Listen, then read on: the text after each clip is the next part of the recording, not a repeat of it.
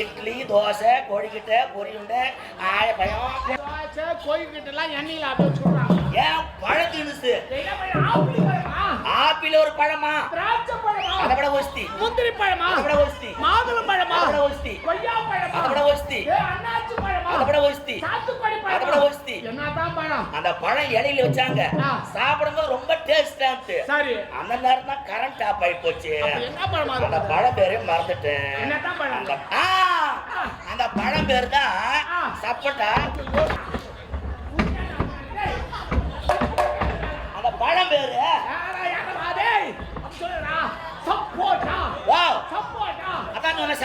உட்காருங்க.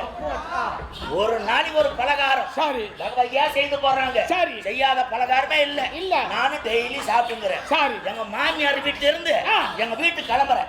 கடைசிக்கு ஒரு பலகாரம் போட்டாங்க. அது என்ன பலகாரம்? அது பேர் தான் பொம்பா.